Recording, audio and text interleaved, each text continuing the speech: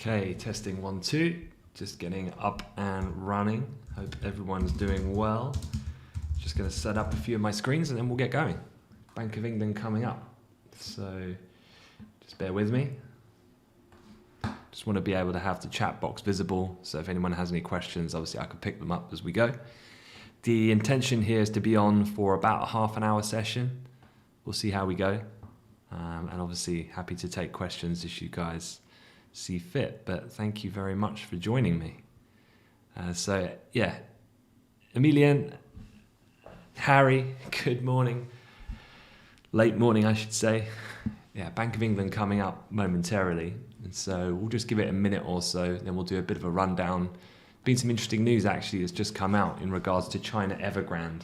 Not sure how closely you guys are all tracking the news at the moment, but the Wall Street Journal just came out with an exclusive article just about half an hour ago or so. And it said that the headline, Journal exclusive, China makes preparations for Evergrande demise, Beijing reluctant to bail out the country's most heavily indebted property developer, asking local offices across the country to prepare for a possible storm.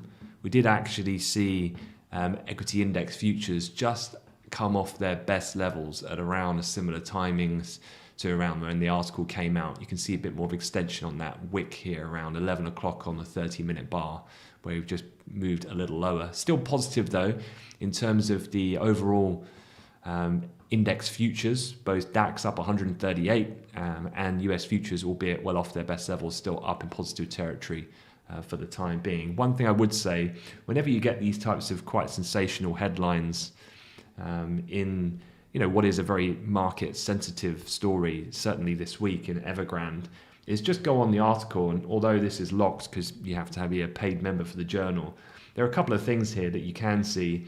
The officials characterized actions being ordered as getting ready for a possible storm, hence what's in the subtitle and the headline.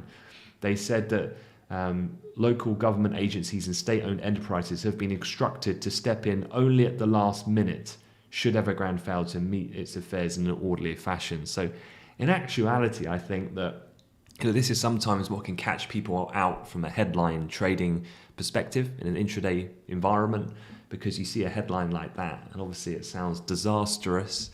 The market generally reacts quite quickly because this is an unscheduled piece of information that comes out, it circulates, you get a bit of a move, but actually when you read a little bit between the lines, I don't know, it doesn't sound quite as sensational as perhaps the headline. In the end, it is saying they'll step in. They're just not willing to step in unless it's absolutely necessary to do so. I don't think that's too untoward, to be fair. So nonetheless, I think equities obviously were fairly supported yesterday. US indices finished up pretty much across the board about a 1% margin.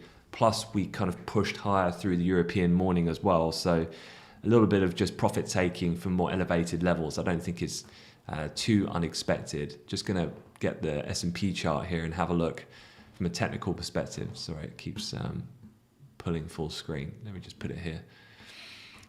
So just having a quick look, the peak of kind of the recovery and price that we've had here, it's been quite nice from a technical perspective. You can see here back to last week, Tuesday, Wednesday, area, and that was a kind of key inflection point, which then when we broke, people started to kind of really ratchet up the pressure on the Evergrande story. Was this sell-off here seen late Friday going into Monday session, and a recovery since then.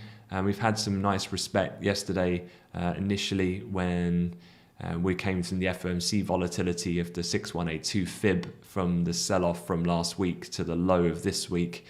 You can see there, breaking above that this morning just gave a bit of momentum to the futures market, and then, as I said, peaked out at 44.25 and a quarter, which was those previous areas there of support resistance that you can see. So market's just backing off a little, but in context, obviously, from where we were the night before, combination of the Fed, combination of the PBOC stepping in with a large liquidity injection, combination of that with then some restructuring talks ongoing in China at the moment, as I covered in the briefing, has just kept things relatively buoyant. So a bit of a pullback here. I think that journal article perhaps worth just keeping in mind when the US starts to come into market more in volume later, but to be honest, the early birds in the US will already be in. So just a reason to take some profit, I think, on some of those short-term gains that have been seen in the equity space.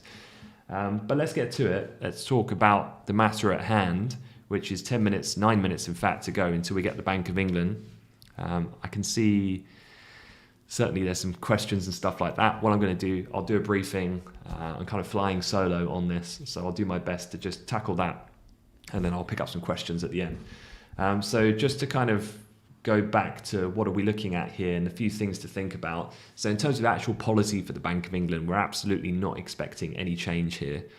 So in regards to the interest rate and the 895 billion QE program, the asset purchase facility, that's going to be unchanged.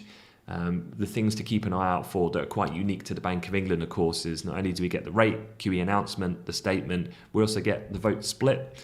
Remember, we're now fully stocked back to a normal regular number on these officials. So you can see 9 members here, and the 2 newbies being Catherine Mann and Hugh Pill. Mann, much more of a dovish disposition. Pill, not quite so much, but nowhere near as hawkish as, say, a Saunders. Last time on the vote split, we obviously saw a dissent from Saunders, who wanted to stop QE straight away. Anticipation is that he will remain of that view. And so from the split perspective, 8-1 would be expected. 7-2, 2 being someone to join, perhaps Ramsden here on the right-hand side to join Saunders, would temporarily cause probably a short-term pop in sterling currency, perhaps likewise in yields. But it really comes down then to the next part of the release, which is the minutes. So there's no forecasts. This isn't like the Fed, the FMC last night, where we get projections of dot plots and things like that. The version of that from the monetary policy report from the UK is not coming till towards the end of the year in November. So all we're looking out for then is minutes, descriptions of how they see the economy playing out at the moment. And on that point, there's a couple of different things. Generally, growth expectations have been pulled back a little bit in the UK. When they published their forecast back in their monetary policy report in August, essentially, they're anticipating 2.9% expansion in Q3, but the latest economist surveyed from banks on Wall Street would suggest that's probably been moderated down to something more in the region of 2.5%. So growth looking a little weaker than previously anticipated, and obviously that would go against more hawkish calls for immediate action on QE. On the flip side, inflation has outperformed. It's come in a little hotter, a little faster than people have thought, and obviously well above the Bank of England's 2% target. We're now tracking around 3.2% in the month of August. However, that in itself somewhat tamed by 2 things. One, the fact that the Bank of England have already said they foresee inflation going to 4%, so they've created themselves a bit of wiggle room here. And then secondly, the fact that they see then inflation pressures decreasing into 2022 and 2023, reflective of those kind of transitory nature of where the pressures are coming from. A few other points as well that will likely mean that the Bank of England remains possibly a little bit more sitting on their hands for the time being. And there's kind of 3 things to be aware of. One is there's still an awful lot of people, some 1.6 million said to be still on furlough. And obviously that's coming up for expiration. 2, a £20 uplift in universal credit, which is basically welfare benefits, will end in a couple of weeks. And then 3, we've already heard before, national insurance changes, so paid for by employees and firms, that's going to be hiked from next April. So for these reasons as well, these could be somewhat impactful on the strength of the recovery that we could see going forward.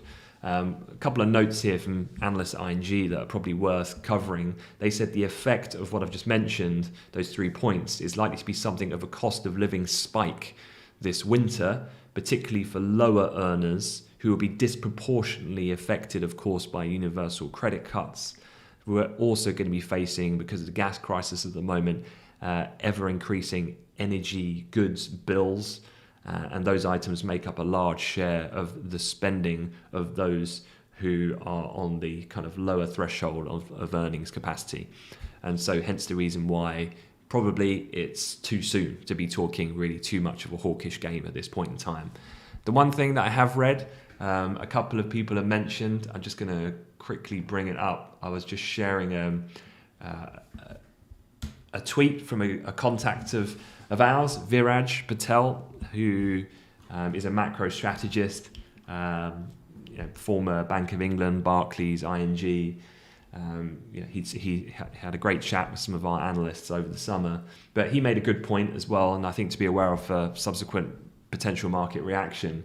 He said he struggles to see how the market gets even more hawkish than what's priced. Even after this week's volatility, market has priced in more tightening.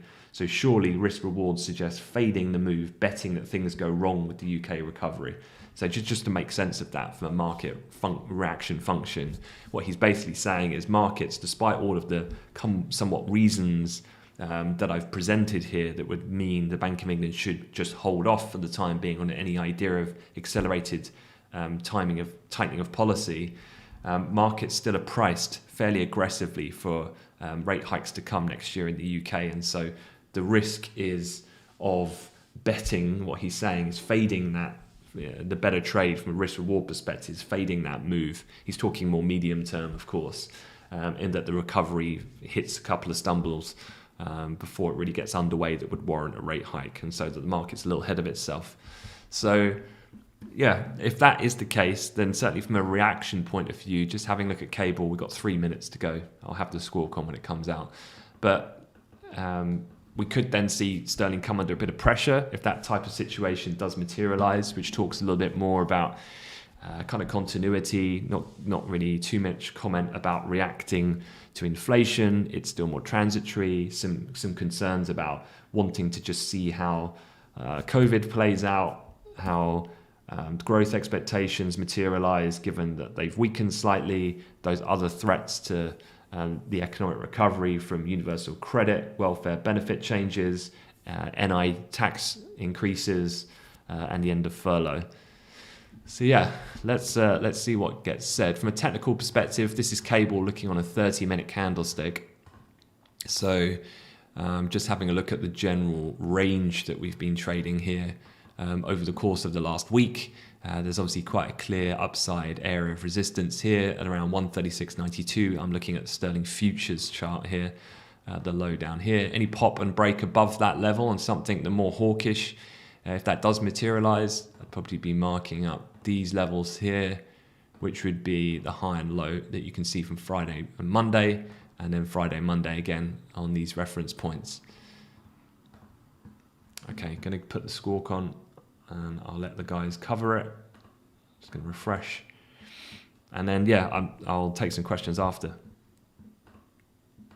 So let's get everything ready.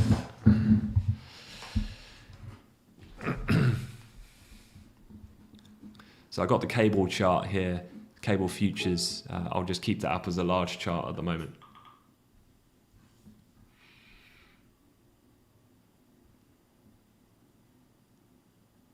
So this moment now on the Bank of England rate decision. Again, rates expected unchanged at 0.1% with a 9-0 vote split.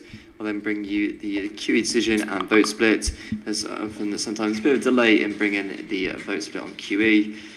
I'll then cover any pertinent comments. Also keep an eye on events at the CBRT, but that rate is expected unchanged at 19%.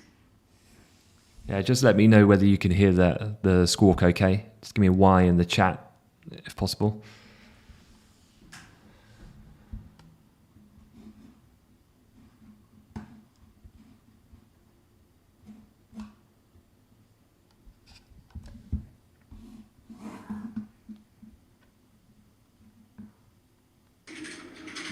Ten seconds.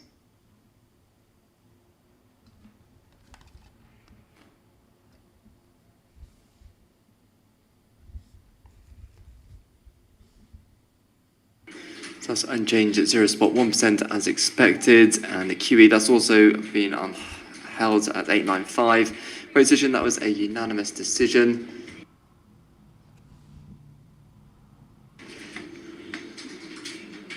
And BOE says bank staff have revised down their expectations for the level of UK GDP in 2021 by around 1% since the August report.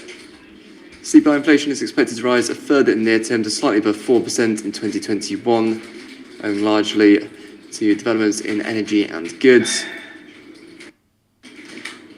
The decision for the QE was 7-2, so 7-2 on gilts. Was expected 8-1 with Saunders to be the lone dissenter. Just kind of look into this to see who else dissented on this vote.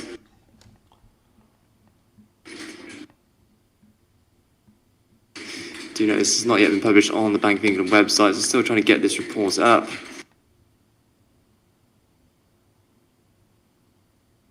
So it's Ramsden and Saunders who proposed a cut in the remit, with that cut to 875, from 875 to 840, so besides shallower cuts than what Saunders proposed last time.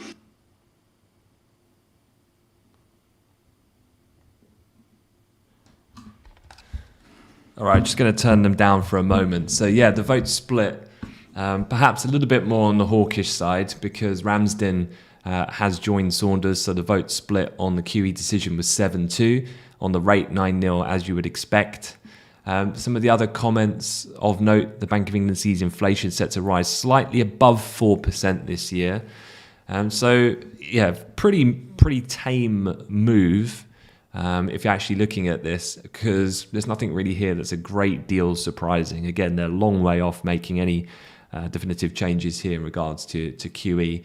A little bit more perhaps than seeing upside near-term inflationary pressures, but that's kind of reflective of what other central banks have done, similar to like the Fed last night in the FOMC projections, but they see them still being transitory and coming back thereafter. So not too much reaction here, to be honest. That level had a brief threat on that previous double top from the last 2 days trading session, but it's failed to really move on from there.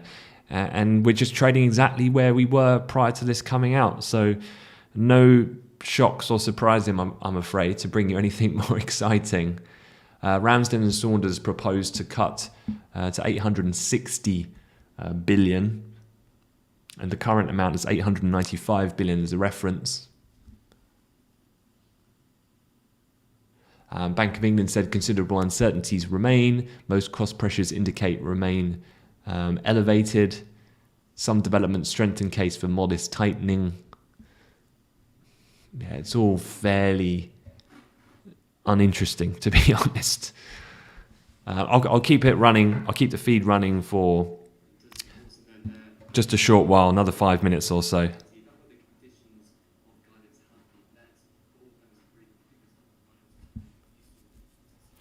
Yeah, the Bank of England said global cost pressures likely to prove transitory. So yeah, I wouldn't say this is necessarily hawkish. Perhaps with the vote split, that one's moving over, but all in all, the actual comments that themselves, there's nothing really too committed.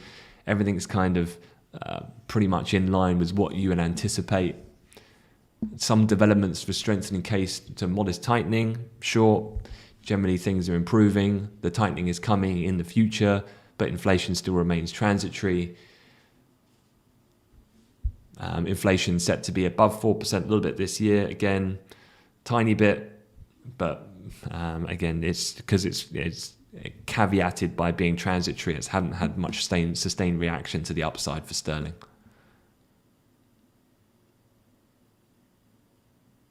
Yeah, they're kind of saying that tightening is necessary, but caveated by uncertainty still remaining.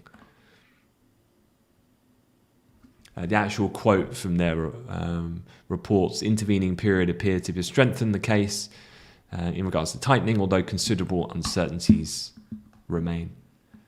So, yeah, any hawkish signals there on the near-term inflation or the vote split counteracted by some of that general, more dovish relative to market expectations is probably the way to explain it.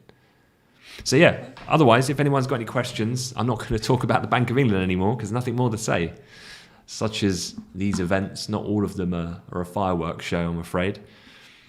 Just as a reminder, as they always do, I know most of you who regularly tune in to us will already know, but feel free to follow me on Twitter for any kind of snippets that I put out, my morning call and things just during the day, bank commentary and so on.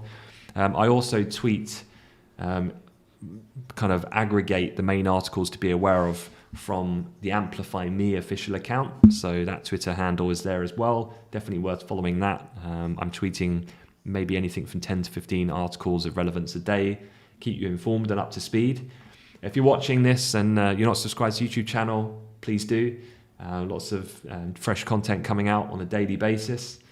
And then, don't forget to check out amplifyme.com, particularly if you're a student. So again, if you weren't joining us last night, very quick overview. This is our new mission as a company, is to make then the way of which big banks recruit students to be via performance, not your background or your academics or anything like that. It should be that you get hired based on how good you are at doing the role in question. And so how we achieve that is by doing simulations. And we run university students through these kind of tests, and we're able to capture data, and that data can perhaps land you a role at one of our big corporate clients. So check that out. It's free to do. And it gives you access to our student hub, where there's some other kind of more exclusive content for the hub.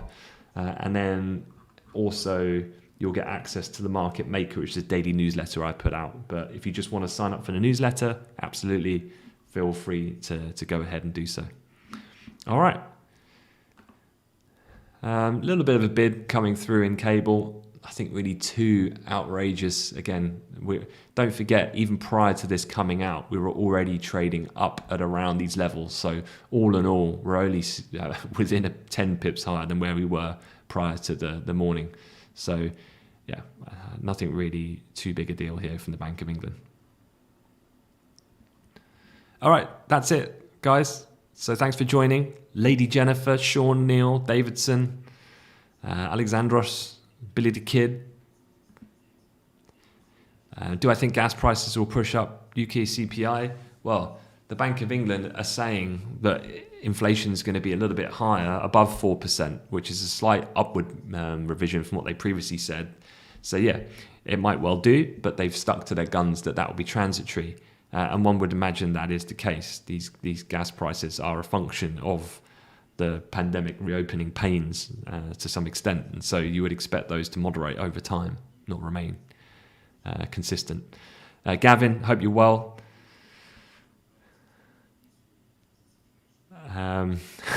Someone's asking, what time do I wake up? I don't get up as early as I used to in my former life. When I used to work on a news analysis desk, I used to get up at about 5. But I used to live very close to the office. When I didn't live so close, I used to get up at about 4:30 in the morning. Sounds early, but you get used to it. I kind of liked looking at the news first, being ahead of the game, ready to rock and roll before the open. So,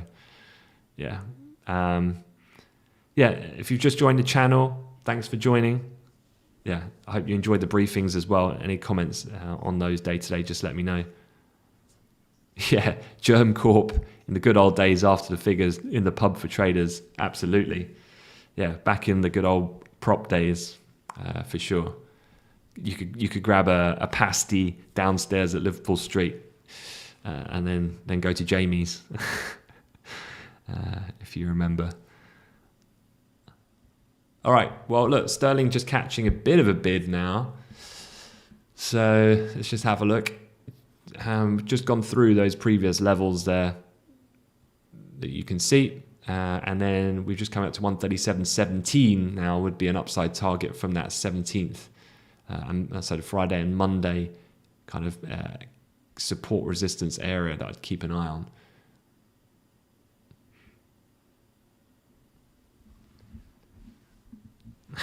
Antonio, don't worry, I'm not eating the pork pies, as you can tell. All right, that's it, guys. Take care, and I'll see you for the next live session.